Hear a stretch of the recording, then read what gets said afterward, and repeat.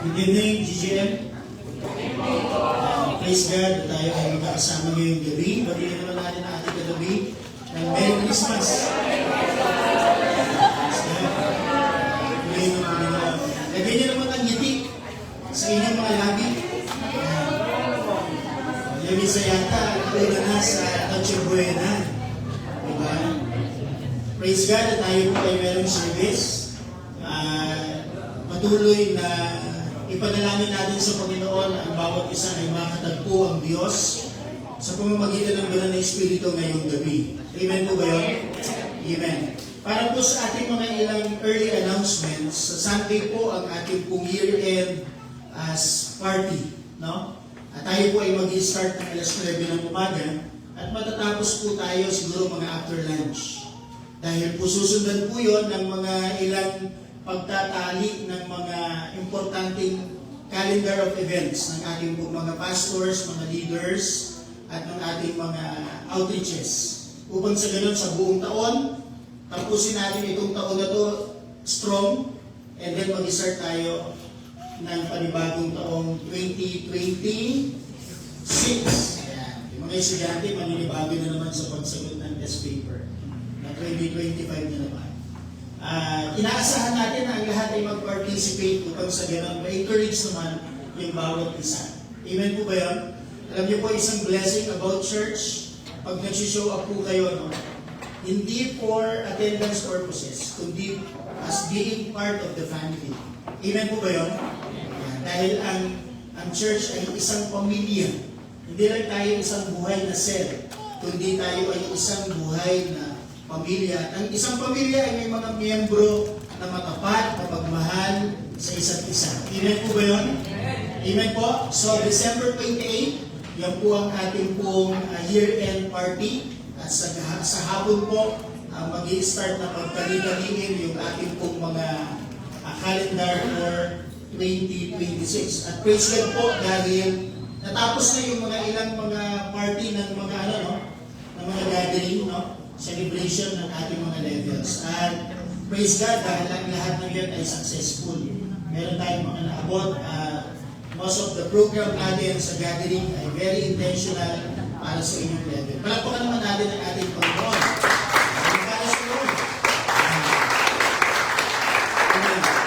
At syempre sa 28 din po, yan din po ang ating white gift. No? Ano man yung dinil nyo sa Panginoon in faith, dalhin po ninyo sa 28. Di ba? Hindi kasi maliit pa eh. Di ba? Hindi nilakihan eh. Maliit eh. No? Dalhin nyo po sa 28 at ipagpapasalamat natin sa Panginoon. Amen po ba yun? Dahil ang Diyos ay dapat sa lahat ng aspeto ng ating buong pagsampa. Hindi lang sa awitan, hindi lang sa pag-aaral ng salita ng Diyos, hindi lang sa pagmamahalan, gayon din naman sa pagbibigay at kaloob. Amen po ba yan? So, bahagi po yan ng ating pong gawain. So, ipanalangin po natin ang lahat ng yan. Amen? Handa na po ba tayong sumamba ngayong pong gabi? Amen. Praise God. Naangayahan po kayo na tayo po ay tumayo ng sama-sama at sumamba ng daigdig sa Panginoon ngayong pong gabi. No? Gamahin natin ang presensya ng banal na Espiritu at as we sing this song, ipanalangin natin sa Panginoon na patuloy pa na maintindihan o maunawaan natin ang Kristo na isinilang ng unang pasto. Amen po ba yun? Worship Him. So, we can praise God this evening. Muli sa ating Panginoon. Yes, Lord, we praise you. We glorify your name, Lord. Thank you, Panginoon, sa 2025. We praise you, Panginoon.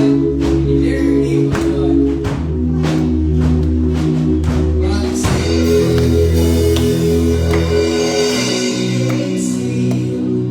who you don't see that we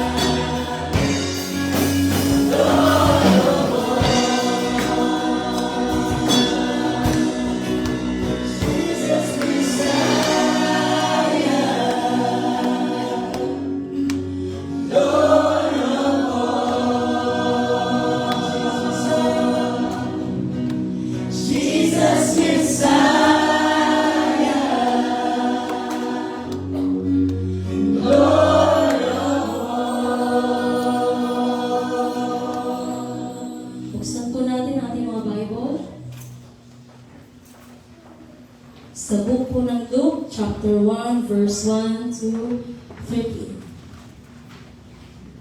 Salitan po tayo ng pagbabasa. Luke chapter 1, verse 1. Inasmuch as many have undertaken to compile a narrative of the things that have been accomplished among us. Verse 2.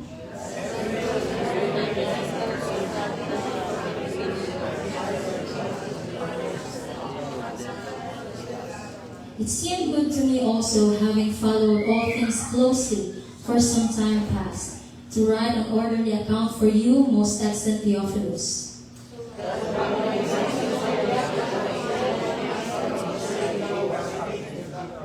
Verse 5, in the days of Herod, king of Judea, there was a priest named Zechariah, of the division of Abijah. And he had a wife from the daughters of Aaron, and her name was Elizabeth.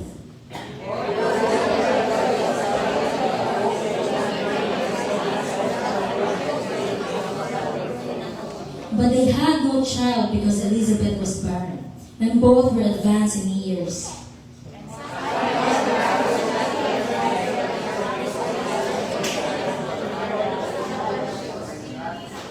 Verse 9, according to the custom of the priesthood, he was chosen by lot to enter the temple of the Lord and burn incense.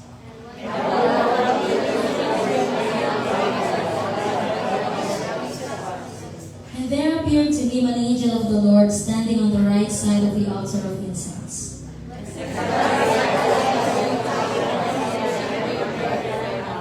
Verse 13, but the angel said to him, do not be afraid, Zechariah, for your prayer has been heard, and your wife Elizabeth will bear you a son, and you shall call his name John.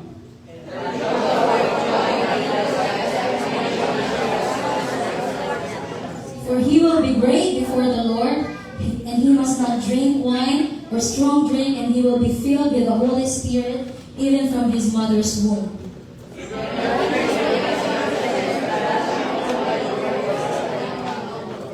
And he will go before him in the spirit and power of Elijah, to turn the hearts of the fathers to the children, and the disobedient to the wisdom of the just, to make ready for the Lord a people prepared.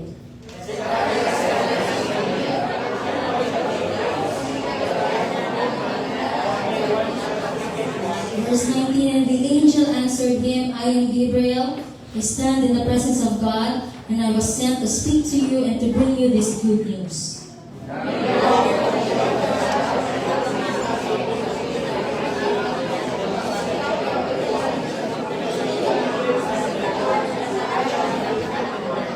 And the people were waiting for Zechariah, and they were wondering at his delay in the temple.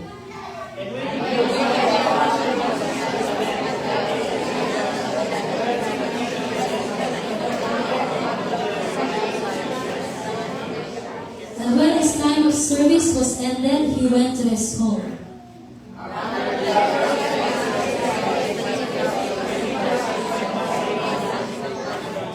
Verse 25, thus the Lord has done for me in the days when he looked on me to take away my reproach among people. Verse 26.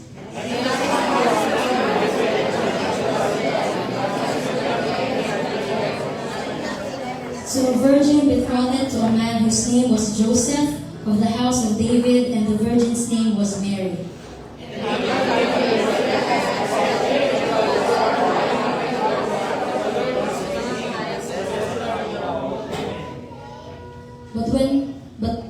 But she was greatly troubled at the saying, and tried to discern what sort of greeting this might be. Verse 30.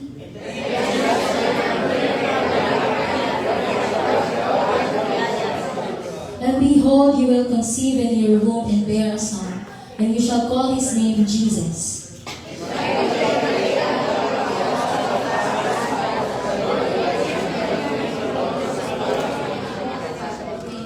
And he will reign over the house of Jacob forever, and of his kingdom there will be no end.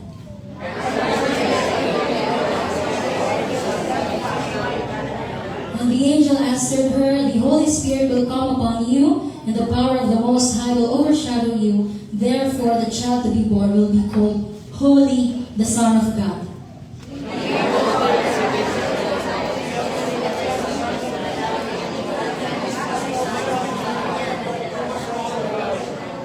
experienced that for nothing will be impossible with God. Verse 38, sabay-sabay po tayo. Ready, begin.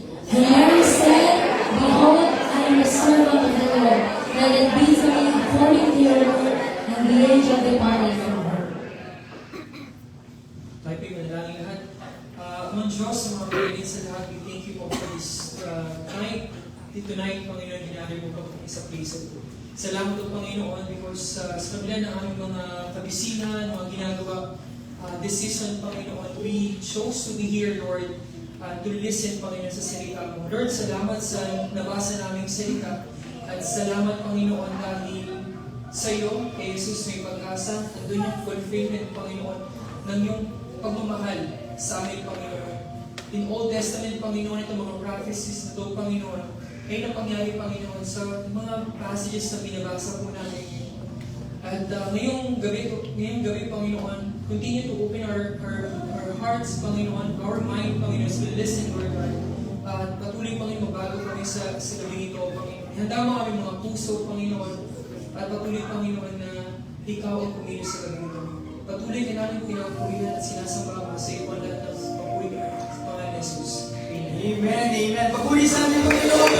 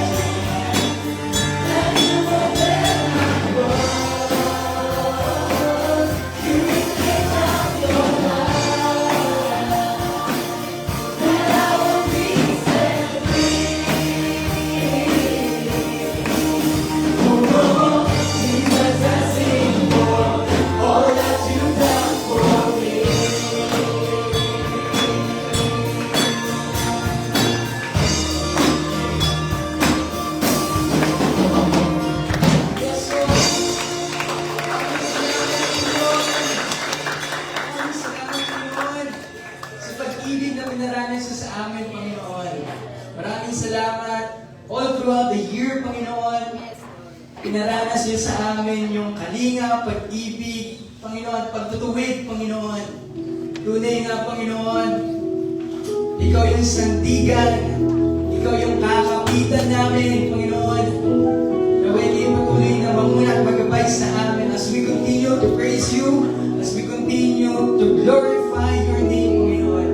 Kaya mo, Panginoon, makita niyo kami, Panginoon, genuinely, Panginoon, naguluhi sa inyong harapan.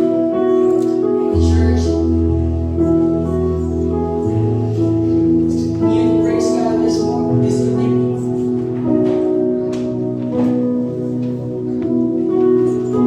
Yes.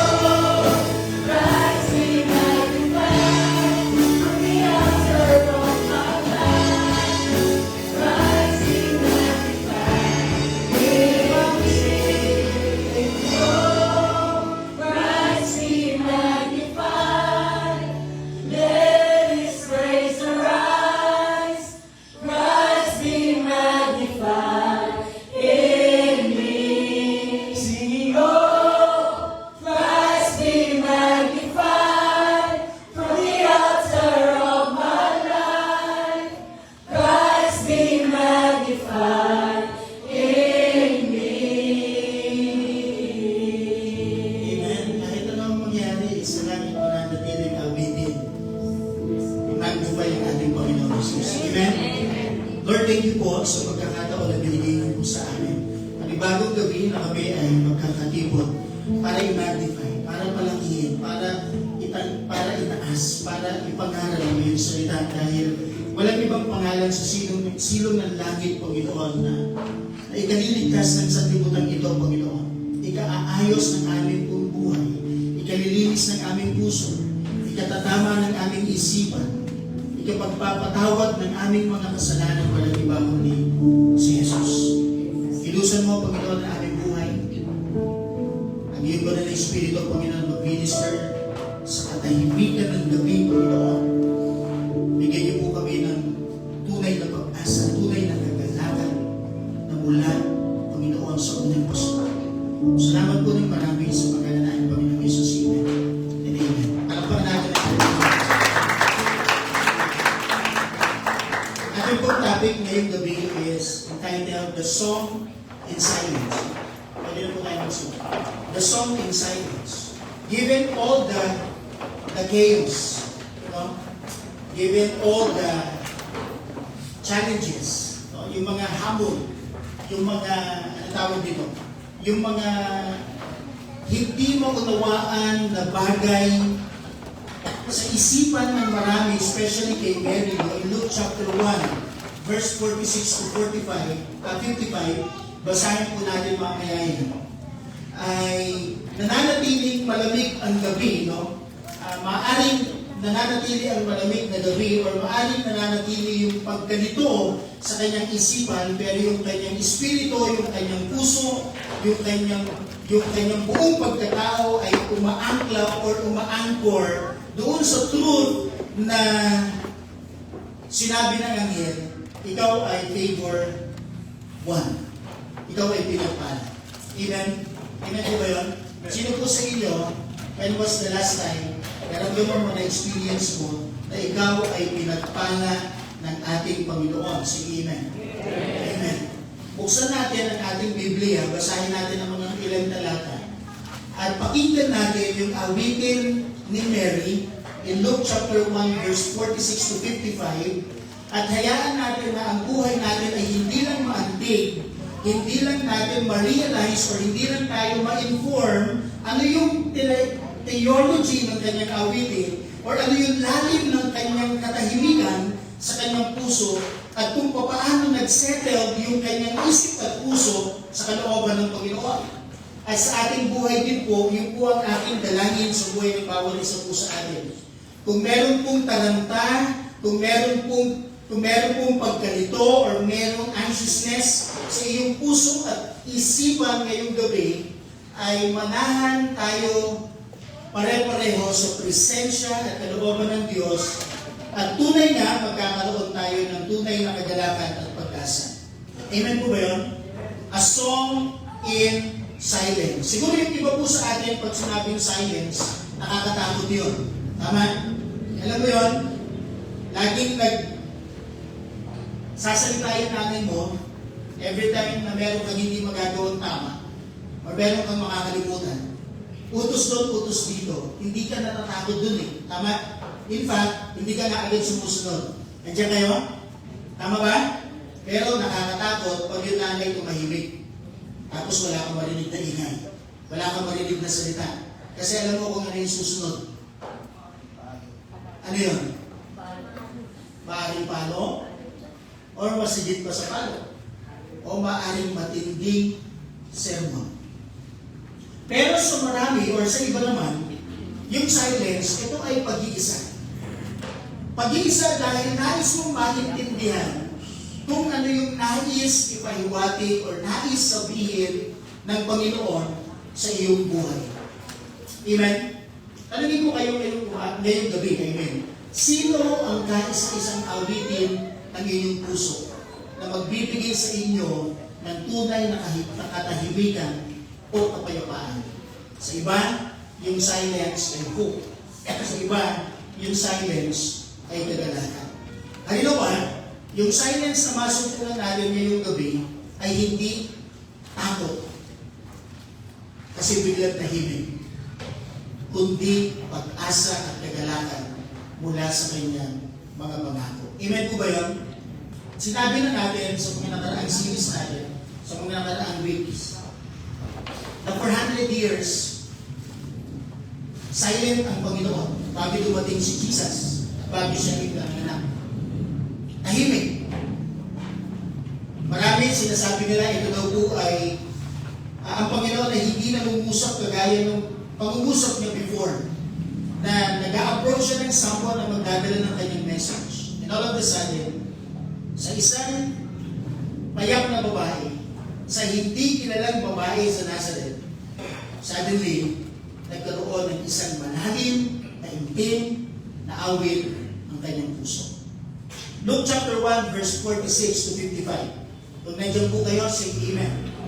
Ito ang sabi ng talata, and Mary said, "My soul magnifies the Lord, and my spirit rejoices in God my Savior, because He has looked with favor on the humble condition in His servant. Surely from now on, all generations will call me blessed." Because, verse 49, because the Mighty One has done great things for me, and His name is holy. His mercy is from generation to generation, and those who fear Him.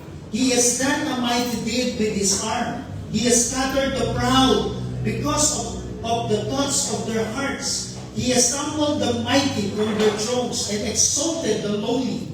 He has satisfied the hungry with good things and set the rich away empty. Verse 54, He has helped His servant Israel. Remember His mercy. Verse 55, to Abraham and his descendants forever, just as He spoke to our ancestors. Tayo po lahat ay manalangin. Panginoon, marami pong salamat sa pagkakataon na binigay niyo po sa amin. Kayapain mo ang aming isipan.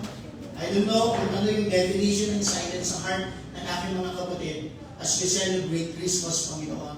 Pero isa ang sigurado, merong kagalakan at pag-asa sa iyong salita. Kaya po ninyo, sa aming pagbalik tanaw doon sa awitin ni Mary, ay maging awitin ito ng aming pong mga puso. Salamat sa katahimikan, salamat sa kapayapaan na ibibigay mo sa aming puso ngayong pong gabi. Sa iyo po ang kaluguran, pasasalamat sa pangalan ni Jesus. Amen and amen. Makikita natin when we observe kung ano yung kagalakan at katahimikan sa puso ni Mary na tinanggap niya mula doon sa pagitan ng isang anghel. At first, nakakatakot. At first, di ba, nakakapangliit or nakakagulat. Pero habang nare-realize niya yung mga bagay na pinaglakip-lakip ng Panginoon, doon niya naintindihan. Ang Diyos ay karapat-dapat na sundin, ang kanyang kalooban ay karapat-dapat gawin. Naalala niyo po yung binasa natin kanina sa ating Bible reading. Nabanggit po dito sa mga character na to si Zachariah. Nabanggit din po dito, sino po yung isa, yung babae? Si Elizabeth. At alam po natin kung ano yung kalagayan ni Elizabeth. Si Elizabeth po ay isang balo. Alam niyo po kung anong ibig sabihin ng balo. Ano po ang ibig sabihin ng balo? Wala na po siyang kakayanan pagdala ng supling sa kanyang sinapupunan. Tama? Maaring ito ay bunga ng isang sumpa or bunga ng isang kalukuman. Hindi natin alam dahil the Bible is silent. But the thing is, Elizabeth is what? Siya po ay balo. And then all of the sudden, habang ang kanyang asawa ay maglilingkod sa templo, nag-usap sa kanya ang Panginoon at sinabi sa kanya na hindi na si Elizabeth mananatiling balo sapagkat siya ay magsisilang ng sanggol. At ano pong pangalan ng sanggol? John. Sino po si John? Siya po yung maghahanda ng daraanan ng ating Panginoong Yesus. Nung si Mary po ay pumunta doon sa kanila Elizabeth, ano po yung kanyang na-realize? Na-realize niya na, una, hindi lang pala sa kanya kumikilos ang Panginoon.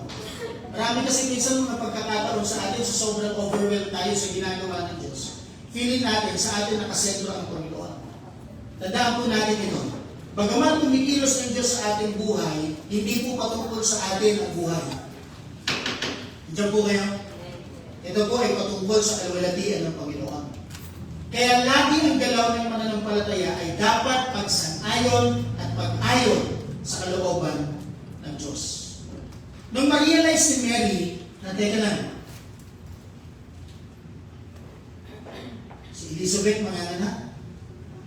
Ang ganda pa nga nung description ni Elizabeth nung makita niya si Mary nung bumisita sa kanya.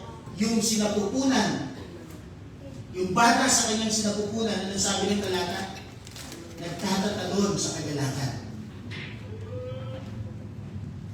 Ako po niyo yan? Nagtatatalon sa kagalakan na magsisilbing preparasyon ng ministeryo at kalooban ng Diyos sa buhay walang iba ng ating Panginoong Jesus. Na-imagine niyo po ba yun? Na na-realize ni Mary, na-affirm si Mary doon sa balita na natanggap niya mula sa anghel na kumikilos na ang Panginoon. Ano sabi ng talata? For with God, nothing shall be impossible. Hindi ko alam kung meron kayong mga pinagdadaanan o meron kayong pinapadalangin. Pero ito lang ang sigurado, kung yan ay kalooban ng Diyos, walang imposible sa Diyos. Amen? Amen. Walang imposible sa Diyos. Sabihin niyo nga po sa inyong mga sarili, walang imposible sa Diyos. Nung naintindihan po yun ni Mary, sa kanyang paglisan sa tahanan ni Elizabeth, ano po yung ginawa niya? Hindi niya mapigilan magpuri sa Panginoon. Ano yung sabi ng talata? My soul magnifies the Lord, and my spirit rejoices in God my Savior. Naintindihan ni Mary na hindi patungkol sa kanya yung mga bagay-bagay. Hindi siya ang sentro ng buhay. Ang sentro ng buhay ay yung ipapanganak na Kristo. Amen? Ang sabi ng verse, my soul magnifies the Lord, and my spirit rejoices in God my Savior. Ano po yung pinag-idea natin ngayong gabi?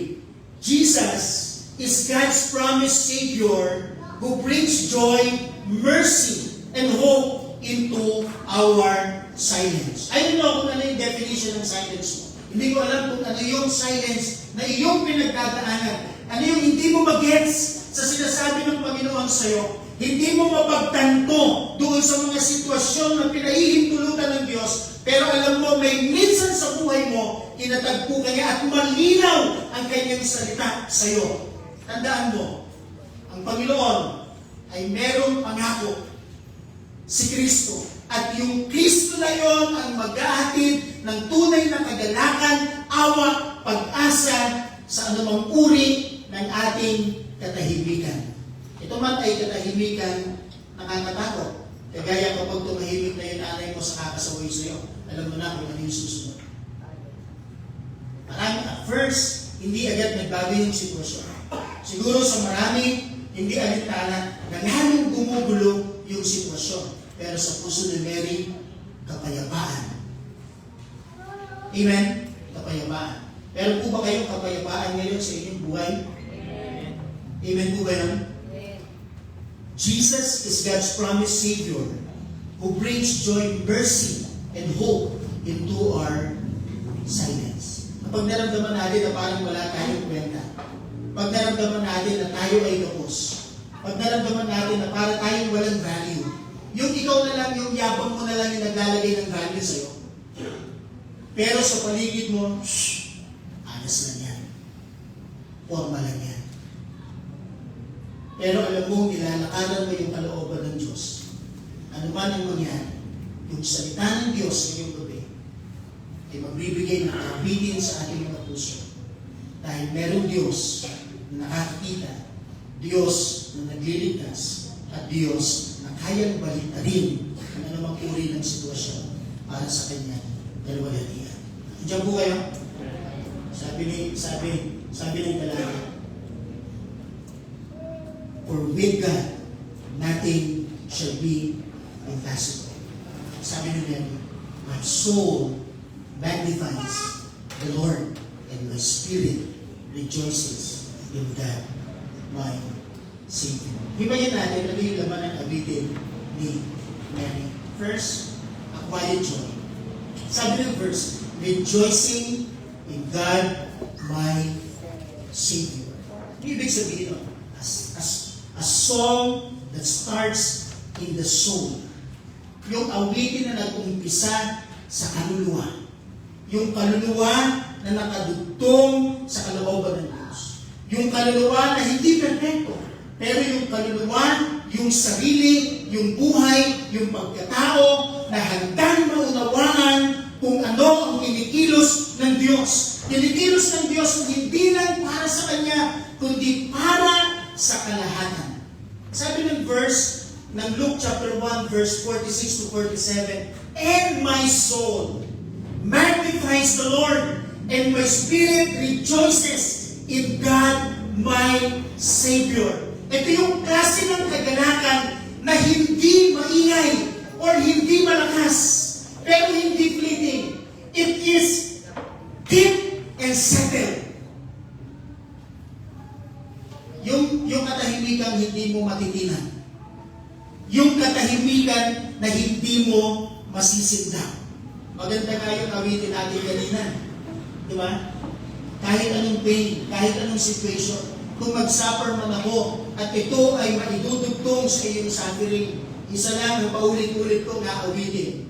Christ be magnified. Amen? Sabihin nga natin ngayong gabi, Christ be magnified. 1, 2, 3, begin. Christ be magnified. Maaaring hindi naririnig ng iba. Maaaring nung umaawit si Mary, siya lang mag-isa. Pero naririnig ng Diyos yung laman ng kanyang puso. Alam po ninyo ngayong gabi, naririnig ka ng Diyos. Kaya naman siya nagpapasalamat. Sino ba naman ang makatagpo ang anghel ng Diyos na hindi ka magpasalamat? Parang, sino ba naman ang makatanggap ng magandang regalo na hindi ka magpasalamat? But you know what? When you look dito sa magnificent song ni Mary, makikita natin na yung kanyang awitin, hindi siya umaawit ng papuri at pagsamba. Hindi siya nagre-rejoice dahil sa circumstances na nangyayari sa buhay niya. Amen? Kundi sa mismong Diyos na nakadaupang palad niya. Alam yun, minsan nakakalungkot sa atin, lalo na ngayong Pasko. Nag-iisip tayo ano yung bagay na matatanggap natin. Pero lagi tayong namimiss. Sino? Sino ba yung maghahatid ng tunay na kagalakan sa iyo? Diyan po kayo? Para malungkot kayo. At kung ikaw ay may Kristo sa puso mo, may tunay kang kagalakan. Amen? Yes, may pain, may suffering, may misunderstanding. Meron ka mga bagay na hindi mag-gets. Pero hayaan mo pumayapa ang puso. Sabi ni Mary, my soul magnifies the Lord, and my spirit rejoices in God, my Savior. Bakit? Kasi yung Pasko, nag-uumpisa yun kapag nirecognize mo na kailangan natin ng pagliligtas. Amen? Kailan mag-uumpisa ang Panginoon sa buhay mo? Kapag ibinaba mo yung sarili mo at inamin mo na kailangan mo ang tagapagligtas. Sobrang consistent yung Bible kasi sabi ng Isaiah chapter 12, verse 2 to 3 is this. Sabi ng verse, indeed, God is my salvation. I will trust Him and not be afraid, for the Lord Himself is my strength and my song. He has become my salvation. You will joyfully draw water from the spring of salvation. Yung awitin ni Mary, na itugtog doon sa history, sa nakaraan, na mong sabihin niya, my soul magnifies the Lord.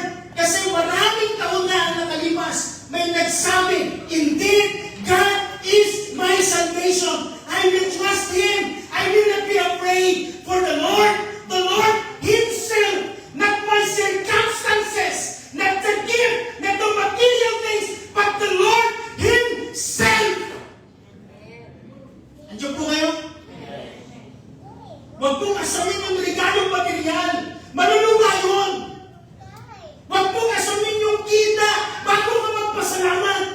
Dahil kahit walang kita, kahit bagsak, kahit matungis, kahit madumi, kahit mahirap, thank you, Lord.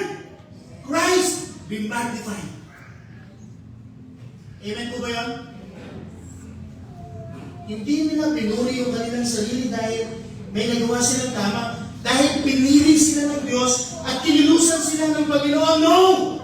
Lalo silang nagpakumbaba. Lalo silang nangailangan. In Matthew chapter 1 verse 21, sabi ng verse, she will give birth to a son, and you are to name him Jesus, because he will save his people from their sins. Then, na-realize ni Mary, hindi ito patungkol sa favor ko.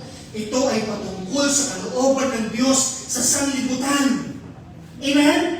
Pag nakatanggap tayo ng regalo, ang muna natin iniisip, paano ko ito mai-enjoy? Nakuha po ninyo? Nakuha po ninyo? Pero kapag yung regalo ay tunay nga na mula sa Diyos, ito ay hindi nakatutok sa iyo, kundi nakatutok sa kanyang kalooban. Amen po ba yan? Ano yung makikita natin sa puso na nawitin ni Mary? Worship is eternal before it is external. Nung kausapin siya ng anghel at sabihin sa kanya, magsisilang ka ng sanggol mula sa banal ng Espiritu, in-adjust niya yung kanyang buhay sa harap ng Diyos. At sinabi niya, my soul magnifies the Lord. Amen? Amen po ba yun? Quiet joy. Rejoicing in God, my Savior. Hindi nag-rejoice si Mary sa kanyang circumstances. Sa kung ano yung place niya sa paningin ng Diyos. Kundi umawit siya ng papuri dahil sa Diyos mismo. Amen po ba yun? Amen? So, ibig sabihin, kahit ano pang parang mangyari, answered prayer yon para kay Mary. Sa atin, minsan, yung answered prayer sa atin, kapag umaayon sa ating damdamin at kalooban. Right? Tama po ba yun? Yes. Kaya nga may mga favorite verses tayo sa Bible. Kasi nahihit talaga yung heart natin. Pero as we talk with Jabez, ang haba ng kwentuhan namin, papunta doon sa Christmas kantata namin. Kantata natin pala, kasama pala kayo. Kahit din sa mga hindi nakasama, kasama kayo. Don't be offended, ha? Christmas kantata natin. Diba? Napag-usapan namin doon yan about humility. Na ang buhay ay hindi nakatutok sa atin. Hindi nakatutok sa ating circumstances. Kundi ito ay nakatutok mismo sa Diyos. And how God orchestrates things. Amen? Alam niyo kung saan yung biyaya ng Diyos? Nung inaayos niya ang lahat, papunta dun sa kanyang kalooban, si Mary, si Joseph, yung shepherd, nahagip. Dahil tama yung puso nila. At nag-adjust yung puso at isipan nila sa Panginoon. Ano nangyari? Naintindihan nila unti-unti yung kalooban ng Diyos. Pero yung Haring Herod, mas lalo siya naging proud. Mas lalo siya nagalit. Mas lalo siya nainggit. Ano nangyari? Nung mahanip siya ng kalooban ng Diyos, ano nangyari sa kanya? Nanggalaiti sa galit. Dalawang bagay lang ang pwedeng mangyari sa buhay mo kapag nakadabo pang palad mo ang Diyos. Maging lalong makasarili. Dahil sasabihin mo, Panginoon, bakit ako? Panginoon, teka lang. Parang hindi pa panahon or lalong maging mababa.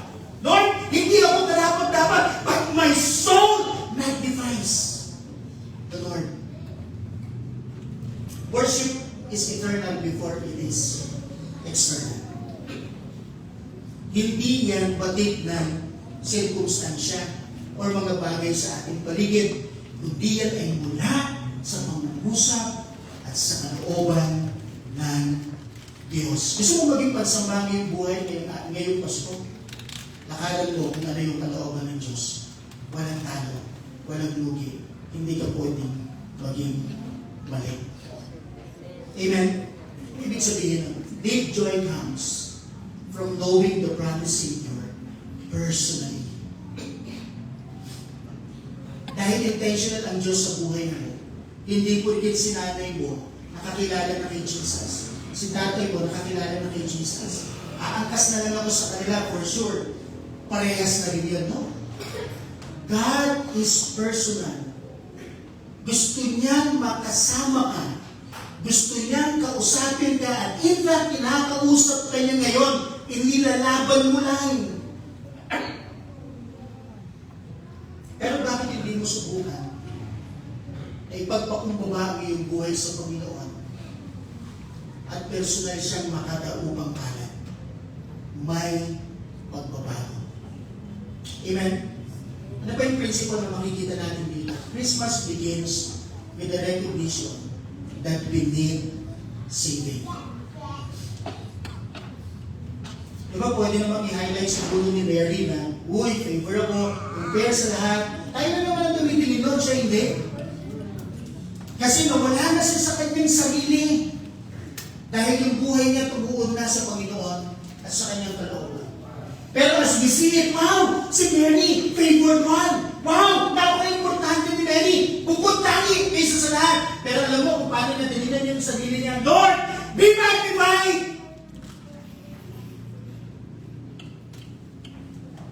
Amen? Kaya hindi niya kailangan ng pinakamagarang upuan sa isang pagtitipon. Hindi niya kailangan ng red carpet. Ang kailangan niya lang, isang sapsapan. Okay lang siya doon. Settled siya doon. Why?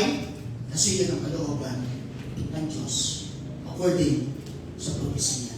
Isisilang ang sanggol sa sapsapan. Are you there? Amen? Amen. Paano natin kaya apply? Simply ask, is my soul magnify the Lord or just my lips? Yung kaluluwa ko ba sumasamba? O yung labi ko lang?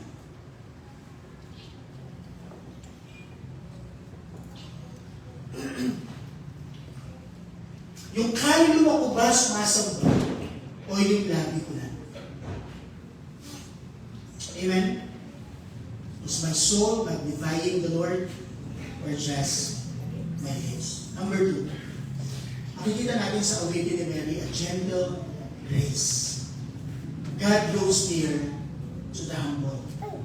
Ano sabi ng Luke chapter 1, verse 48 to 49? Because He has looked with favor on the humble condition of His servant, surely from now on, all generations will call me blessed. Because the Mighty One has done great things for me, and His name is holy. Paano niya alam yun? Paano siya nakakunik? Paano niya naging awitin yun?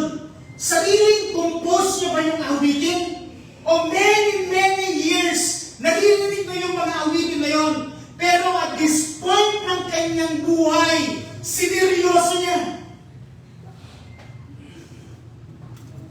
Because He has looked with favor on the humble condition of a servant, surely from now on, all generations will call me blessed. In connection, ang sabi ng Isaiah chapter 7 verse 14, therefore the Lord Himself will give you a sign. She will see, the virgin will conceive, have a son, and the name is who? Emmanuel. The name is Emmanuel. Ano yung makikita natin sa salatan? Yes, Mary is young, poor and unknown, yet seen and chosen. Wala ka bang kwenta? Wala bang bilid sa'yo? Wala ka bang alam? Lagi kang minamaliit? Antayin mong kumilos ang Diyos ng kalooban niya sa'yo. pag nahagip ka ng kalooban ng Diyos, ay gawin mo lalo kang magpakumbaba. Lalo kang hindi makilala. Lalo kang magmukhang walang kwenta. Dahil ang importante, nakita ka ng Diyos at gagamitin ka ng Diyos. Amen? Ano yung biblical principle na makikita natin dito? The Messiah comes through and for the humble, that the impressive. So siya pinanganak? Anong lugar siya pinanganak? Anong estado siya pinanganak? Bethlehem. Sa bayan ng Israel, pinakamaliit. Sa Bethlehem. Saang lugar sa Bethlehem? Sa Saba. Sino yung kanyang mga unang visitors?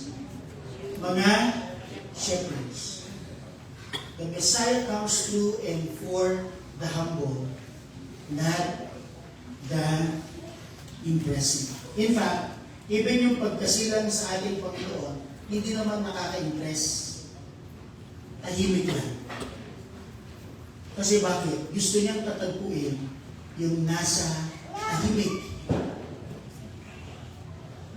Gusto niyang tatagpuin yung mababa. Gusto niyang tatagpuin yung nangangailangan. Amen? Ano sabi ng Isaiah 53 verse 3? He grew up before him like a young plant and like a root out of the dry ground. He did not have an impressive form. Basahin na natin in church, 1, 2, 3, begin. He did not have an impressive form or majesty that we should look at him, no appearance that we should desire him. Amen? Amen po ba yun? Naka-impress lang yung ginawa ni Jesus. Kasi nililigil niya yung kanyang sarili ayon sa kung sino ka para maintindihan mo kung sino siya. Imagine niyo ba na bakit sa ganong kaparaanan nila, ganong kaparaanan ng Panginoon, inihatid ang mensahe sa pamamagitan ng mga anghel sa mga shepherds? Iba sa kaparaanan ng Panginoon kung paano niya ito inihayag sa mga magay or sa tinatawag natin mga wise men. Alam niyo po ba kung bakit? Kasi yung mga wise men, aral, nakakaintindi sila ng mga bituin. Nakakaintindi sila ng history. Amen? Nakuha po ninyo? Pero bakit yung mga shepherd? That way nilibin ng Panginoon. Kasi doon nila magigets ang Panginoon. Kung akala mo overwhelming yung message ng gospel sa buhay mo, no! Inihahayag niya ito sa atin kung ano yung estado ng ating kaisipan, kung ano yung estado ng ating isip, kung ano yung estado ng ating buhay. Anong ibig sabihin ng pastor? Ang kanyang salita, the very gospel, nanunuot sa pagkatao ng isang individual para maintindihan mo kung sino si Jesus. Upang ano? Upang wala tayong maging dahilan. Nandiyan po kayo? Amen? Appreciate niyo po ba yun? Yes, pero at the end of the day, lahat ng klase ng pagkilos na yun, magkakaiba man. Saan nakasentro? Saan nakasentro? Saan pumunta yung bagay? Saan pumunta si Mary and Joseph? Sa Sabsaban, right? Tama? Parang iniisip natin, parang kawawa naman sila, buntis na naglakbay pa. Tama? Pero yun yung sentro ng kalooban ng Diyos. Yun yung itinuturong kalooban ng Diyos. Yun yung dapat mapangyari. Sa pumunta yung shepherd? Sa Sabsaban. Tama? Sino yun? Sino pinuntahan nila? Si Jesus. Sa pumunta yung mga magay? Sa kanilang tahanan. Sino yung pinuntahan nila? Si Jesus. Sino yung gustong ipapatay na hero? Si Jesus. Kapag nahakip yung buhay mo ng kalooban ng Diyos at ng kanyang pagkilos, i-adjust mo. Kasi may dalawa lang pwede mangyari sa'yo. Lalo kang manggalaini sa inggit at galit, o lalo kang maging mapagpakumbaba at sumunod. Amen? Kahit Kahit yung Pasko, hindi impressive. Ngayon na lang nakaka-impress. Ngayon time ni Jesus, he did not have an impressive form or majesty that we should look at him, the appearance that we should not. We should desire him. Ibig sabihin nun, the Messiah comes through for the humble, not the impressive. Amen? Paano natin yung ipapabuhay? Come to God with a honest, a humble heart. Laki ba ganyan? Hayaan mo lang. Pahintulutan mo lang. Pabayaan mo kasi siya na ang bahala. Pero alam niyo kung ano yung maganda sa awakening ni Mary? Sa experience ni Mary? Hindi lang yun ibinigay para lang sa kanya. As I said, ito ay para sa lahat. Lumampas ito sa kanyang buhay. You know what? Ang kalooban ng Diyos, dapat maintindihan natin ang ganito. Hindi lang yan naiisak sa'yo. Yan ay dapat maranasan din ng iba. Amen? Amen po ba yan? Even yung kaligtasan mo kay Jesus, dapat mag-overflow din yan sa buhay ng iba sa pamamagitan mo. Habang patuloy kang lumalago sa ating Panginoon. Amen? In Luke chapter 1 verse 50, pangatlong puntos, a lasting mercy, grace for every generation. Ang ganda nitong verse na ito. Sabi ng verse 50 is this, His mercy is from generation to generation on those who fear Him. Yung isang bagay na inumpisahan ng Diyos kay Mary at patuloy sa bawat henerasyon. Henerasyon na magkakaroon ng totoong takot sa Kanya. Pag sinabi natin fear, hindi yung fear dahil natatakot ka, ayaw mo na. Kundi yung fear na habang naiintindihan mo siya, kahit mukhang nakakatakot, lalo kang lumalapit sa Kanya sa pagsamba. Now, which is yun yung nangyari kay Mary. Amen? Ano yung connection nito? Sa buong talata mula sa Biblia. In Psalm 89 verse 28, ano yung mababasa natin? I will always preserve my faithful love for Him. Ano sabi ng verse? Basahin nga po natin, 1, 2, 3, believe. And my covenant with Him will endure. Alam ni Mary yung awitin ng Diyos na ito ay hindi patungkol sa kanya. Yes, she is favored by the Lord, pero hindi ito patungkol sa kanya. Kundi ito ay patungkol sa covenant ng Diyos, hindi lang sa bayan ng Israel, kundi sa bawat henerasyon. Amen po ba yun? Ang sabi ng Isaiah 53 verse 3, pay attention and come to me, listen, so that you will live. Ano sabi ng verse? Ready, church, begin. I will make a permanent covenant with you on the basis of the faithful kindness of David. Ano yung makikita natin sa awitin ng Mary? God is mighty, holy, and merciful. Merciful hanggang kay Maryland? No. In every generation. Ano yung principle niya?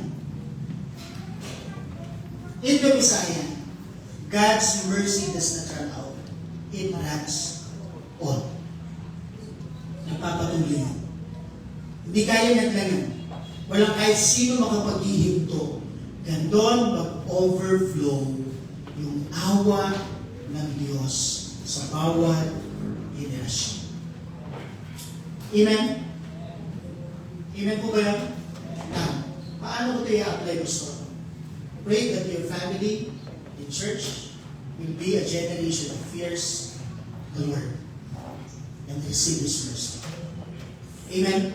Kaya nga po ngayong araw ng Kapaskuhan as we celebrate, huwag tayong papayag na matapos ang buong magdamag after this service na hindi mo ma-approach ang mahal mo sa buhay, lalo-lalo na yung hindi pa nakakakilala sa Kanya, na ipakita makilala si Jesus bilang Panginoon at tagapagligtas ng kanilang buhay. Or else, kahit anong kara ng ilaw, kahit anong sarap ng mga handaan, bali wala ang lahat.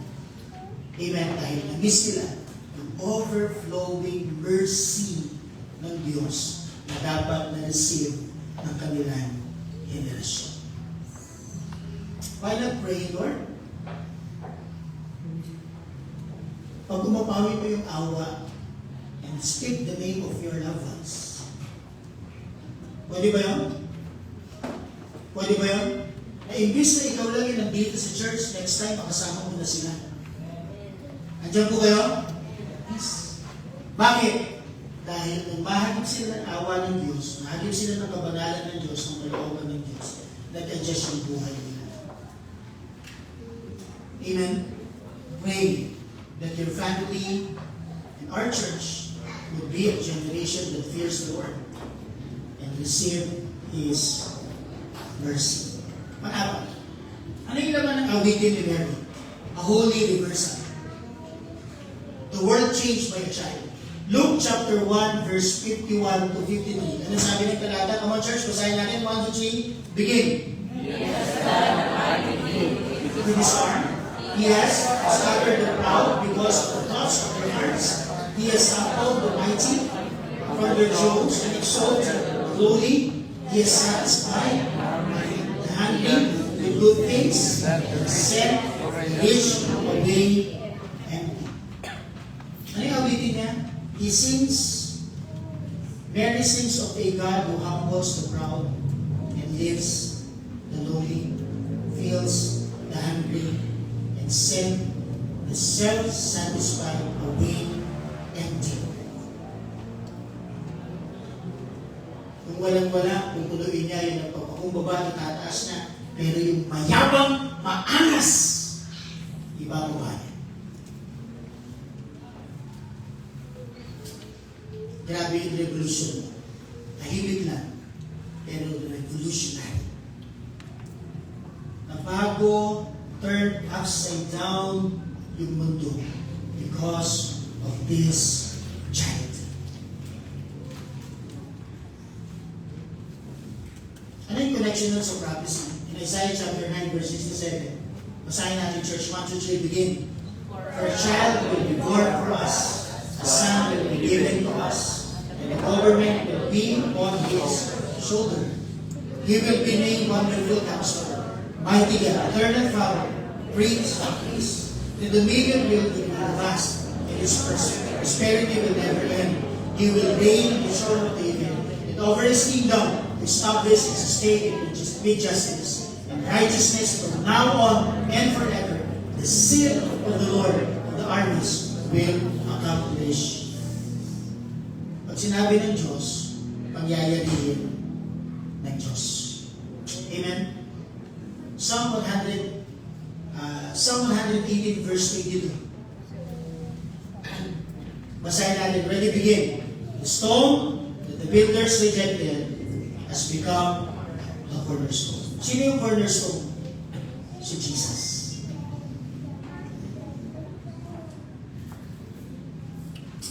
Ano yung katotohanan na nakita natin dun sa mga talata na awitin ni Mary? God's kingdom comes softly, yet powerfully. Tahimik lang, pero may dating. Tahimik lang, pero may dating. Tinurn upside down niya yung history dahil lang sa isang sagot na isinilang sa sausakan. Sabi ng talata patungkol kay Herod, nataranta siya. Nawala siya sa kanyang kaisipan. Nawala siya sa kanyang ulinan. Kaya nga kahit kamag-anak niya, pinagpapapatay niya para lang manatili sa kaharian. Pero yung Kristong hari isinilang sa sabsaban. Amen? Maybe it's a sign of weakness. Siguro sasabihin, napaka-soft naman yan. Pero tingnan mo ngayon, nabaliktad tayo lahat. Because God's kingdom comes softly, but powerfully. Ano ibig sabihin nun? The proud fall. The humble are lifted, the hungry are filled. Amen. Mary may be poor, maybe unknown, but she is favored and chosen. Amen. Ano yung principle na mag-draw natin sa mga awitin na yun? The kingdom of God reverses the value of the world. Ano yung binavalue nila? Sarili nilang tsono. Pero ano yung binalyo ni Mary? Yung kaharian ng Diyos. Ano yung binalyo ni Herod? Yung sarili niyang pagkatao, yung sarili niyang identity, yung pagiging hari niya. Ano yung binalyo ni Mary? Hindi lang yung pagiging favored one niya, kundi yung mga susunod na henerasyon mula sa kanya. Diyan po kayo? The kingdom of God reverses the value of the world. Simple question. Ngayon, ano yung binavalue mo? Now, if you're valuing material things, na mismo yung point. Dahil ang dapat i-value natin si Jesus. Dahil kaya niyang baguhin yung mundo mo. Amen? Paano natin yan ipapabuhay? The question is this: where are you living by the world's values instead of God's? Saan ka nabubuhay? Ano yung pinabubuhay mo? Yung pinahalaga ng mundo? O yung mahalaga sa Diyos? Amen? Bakit ngayon hindi mo pahalagahan ng Diyos?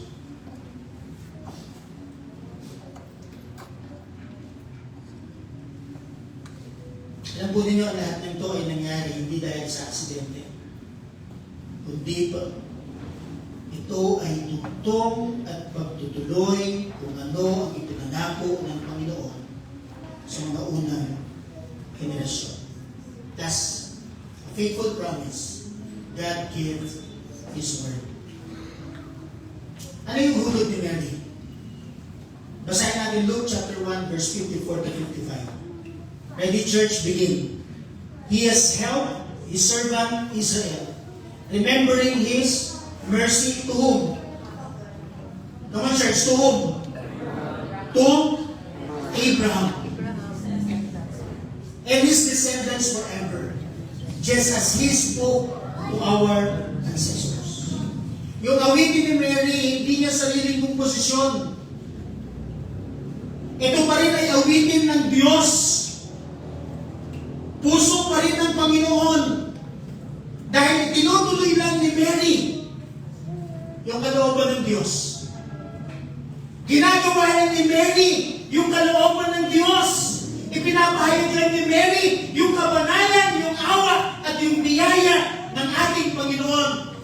Dahil sa isang sumunod, walang iba kundi yung ama ng pananampalataya, walang iba kundi si Abraham. Inalala ni Mary yung covenant ng Diyos kay Abraham. Saan yan, Pastor? Genesis chapter 22, verse 18. Basahin natin, church. 1, 2, 3, begin. All the nations of the earth will be blessed by your offspring because you have obeyed my command. Yung next generation mo ba be blessed because of your obedience? Or it be cursed because of your disobedience? Come on, church. Kaya tama yung message na nakuha natin ng Sunday sa mga shepherd. They obey immediately. Tama yung ginawa ni Joseph. Nung nagising siya pagkatapos ng kausapin ng Panginoon, pumunta siya kay Mary at pinakasalan niya si Mary. Amen? Kaya tama yung puso ni Mary. Imbis na magulpihanan, imbis na uminto, mas satisfied nung marinig niya. Nothing is impossible with God. And then start singing, Lord, be magnified. Mary's anchored his heart doon sa awitin ng Ama sa pasimula pa. Nung merong isang lalaki sa kanyang pananampalataya, humakban ng pagsunod. Ito yung tanong ko sa inyo ngayon. Hahakbang ka rin ba ng pagsunod para sa susunod na henerasyon? Amen, church? Amen? Ano sabi ng Galatians chapter 3, verse 16? Ito na ngalan ni Paul. Sabi niya, now, the promises were spoken to Abraham. And to his seed, basahin natin, ready, church, begin. It does not say, and to seeds, as true referring to the many, but referring to one, and to your seed, who is Christ.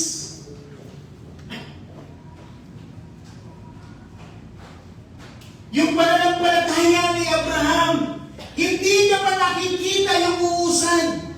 Pero yun ay patungkol kay Kristo, hindi patungkol sa Kanya. Yung awitin ni Mary, hindi patungkol sa Kanya dahil favored one o chosen one siya, kundi patungkol doon sa sanggol na isinilan. Yung buhay mo ngayon, patungkol kanino? Yan ba ay patungkol kay Kristo o patungkol sa regalo? Patungkol sa karangyaan? Patungkol sa sarili mong trono?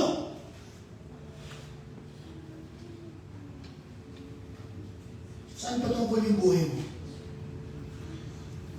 Ito yung maganda sa Diyos. Pinupuro niya, pinagpapatuloy niya, ginagampanan niya yung mga salitang ipinangako niya. Ano yung nakita natin sa awitin ni Mary? Jesus is the fulfillment of every word God spoke. Amen? Kaya mo importante yung pastor kasi pag yan ay tumuon kay Jesus, walang mali yun. Kaya please, kapag nag-pray tayo, yung dulo ng panalangin natin, in Jesus' name we pray. Amen. Ano yung sinasabi natin sa dulo ng prayers natin? In Jesus' name we pray. Amen. Kaya tingin kayo sa amin, please. Huwag tayong panalangin na hindi nakakita ng Diyos dahil pinababoy natin ang pangalan ni Kristo.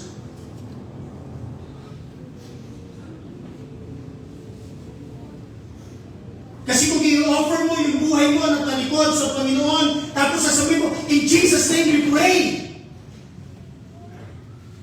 Kung mahihingi ka na isang something na alam mo hindi makakapag-glorify sa Diyos, tapos sasabihin mo sa dulo, in Jesus' name we pray. Nakala mo magtutugtog yun sa noon at ngayon.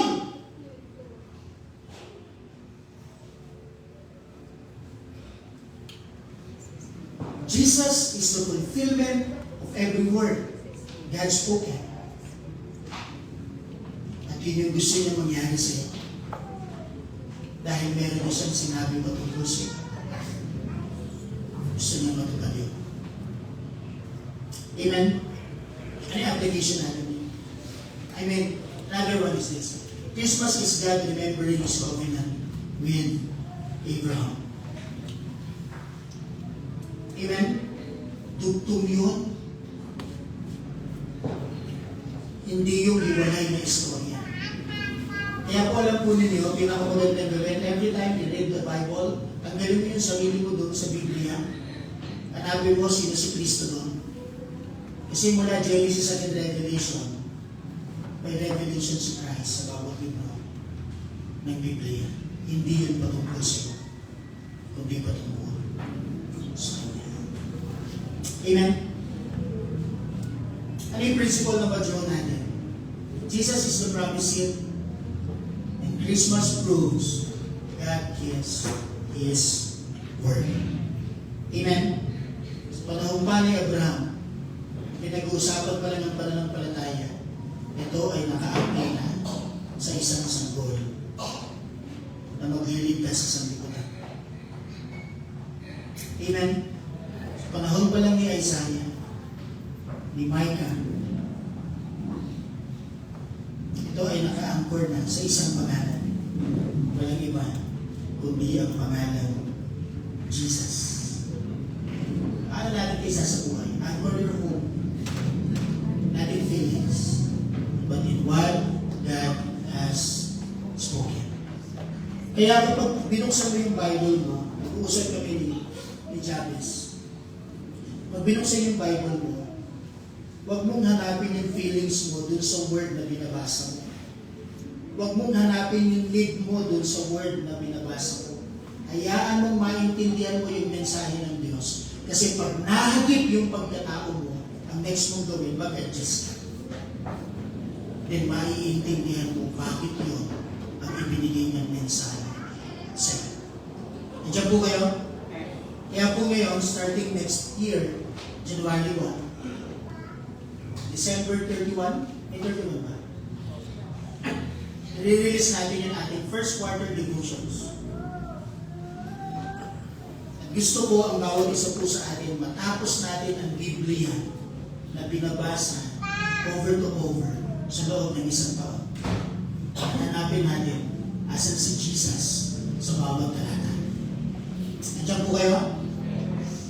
Joining po ba kayo doon sa challenge? Amen? Yes. May dalawa siyang bagay. First, Bible reading, from cover to cover. Every day, meron po tayong babasahin. And then, isisentro natin yung buhay natin si H.S. Power kung ano yung merong buhay ni Jesus. Nakasentro sa pagkilos ng banal na Espiritu, sa kanyang salita, sa pagsunod, sa pananalangin, sa pag-ibig, sa pagsamba, at sa pagmimisyon. Amen? Anchor your hope, not in feelings, but in what God has already spoken. Before we end, maya-maya, bibigyan kayo ng mga kandila. This is just an illustration na ang bawat isa po sa atin ay liwanag. Liwanag na hiniram natin at nakamtan natin mula sa ating Panginoon. Yung bawat liwanag na isi-share natin sa bawat isa. One flame shared with another, quietly and faithfully. Why? Kasi ganun ipinasa ang mensahe ng Pasko mula sa unang Pasko. Hindi impressive, hindi highlights, kundi simple, tahimik, taimtim. Amen? As we pass the light,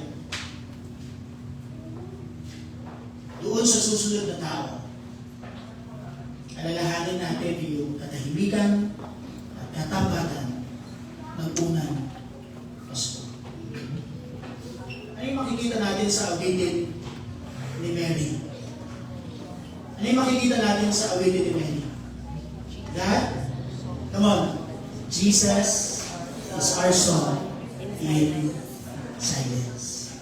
Pwede ba natin awitin ang pangalan ni Jesus ngayong gabi? As we pass through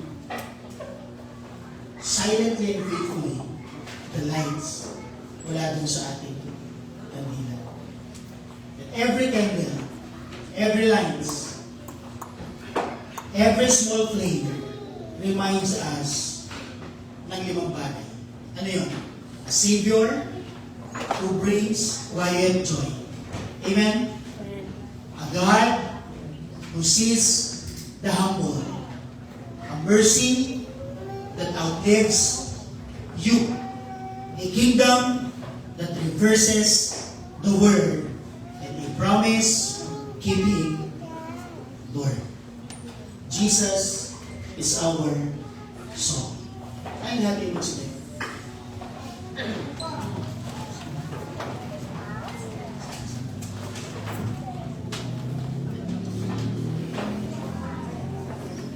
So worship team, sing the first stanza. Gusto ko yun naman yung kaintiman ng ating panalangin ng pagsamba sa ating Panginoon. And then after that, sisindihan ko yung aking liwanag. Papasok ko kay Pastor Christian. And then Pastor Christian will silently, peacefully, and faithfully pass the light. Pwede ba natin gawin yan? Pwede po ba? Yes. Abitin natin si Jesus sa ating Diyos.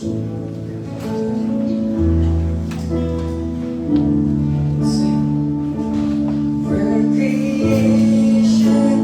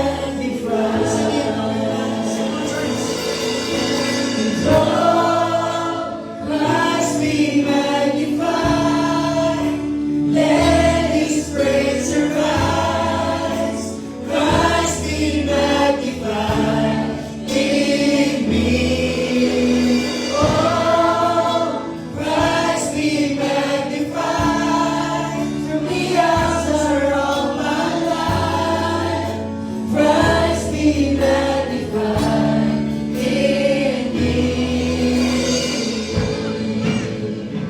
About singing every great truth.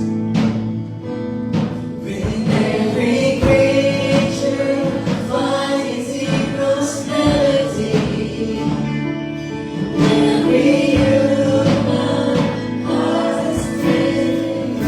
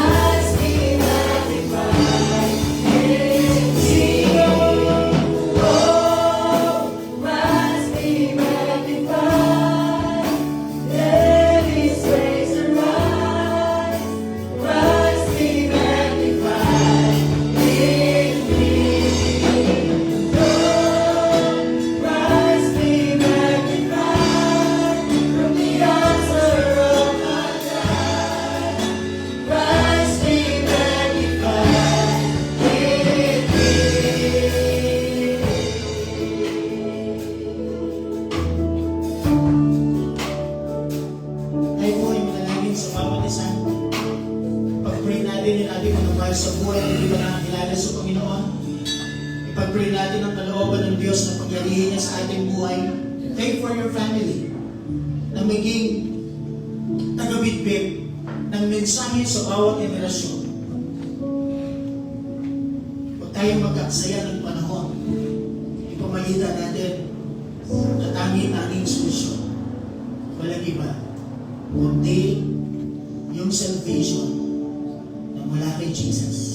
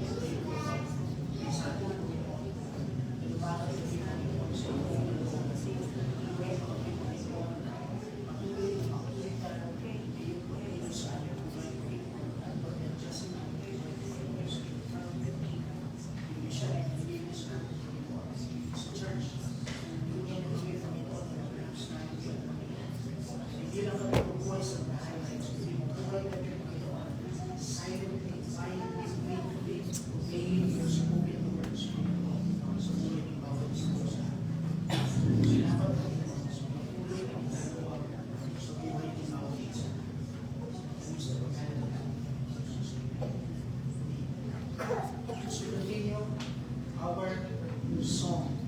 Kawitan natin ang Panginoon. And then one by one, lagyan natin dito sa altar yung ating pong candle habang nakasindi as the ang tawag dito, picture saying, Lord, I will commit wholeheartedly yung buhay ko sa iyo. Gamitin mo po at magsilbing liwanag sa sanglibutan kung saan mo kami inilagay. Pwede ba natin gawin yun? Amen? Come on, church. For creation suddenly articulate with a thousand tongues to live for the crowd. Then from north to south and east to west, we give Christ be magnified.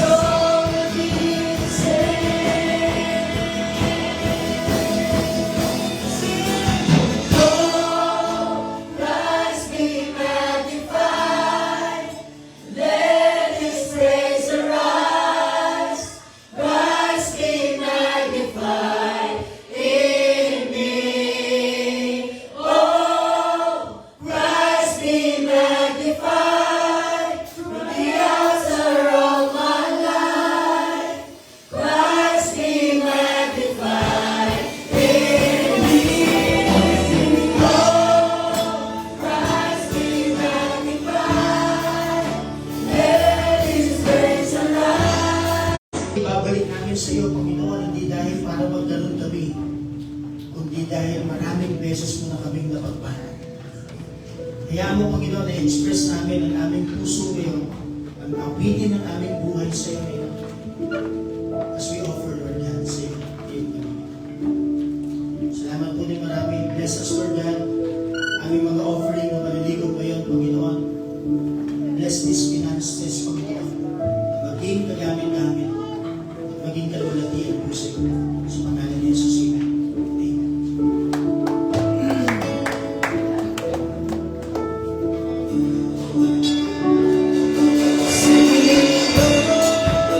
Christ be magnified, let His praise arise. Christ be magnified, King Christ be magnified, from the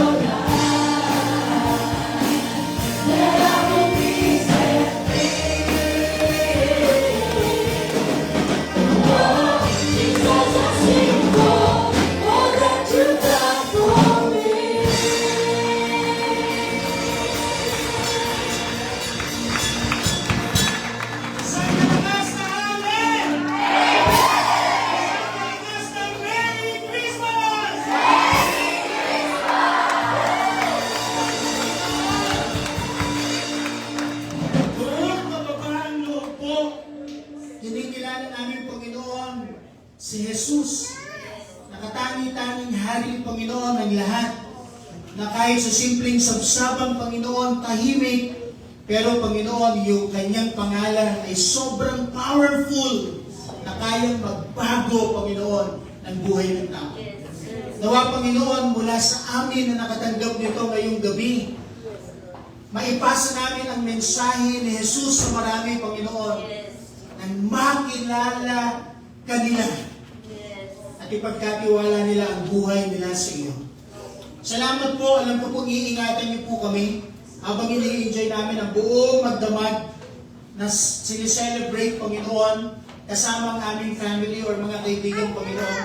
Sa mga simpleng handaan, Panginoon, gawin mong batak ang bawat ngiti, Panginoon, na simbolo na simula pa day one may ginagawa ka sa buhay ng bawat isa po sa amin.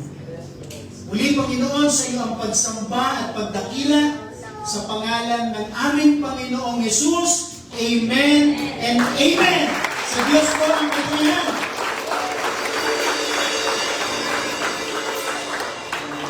Hindi po natin gawin yung bawat isa. Bagiin natin ng Merry Christmas.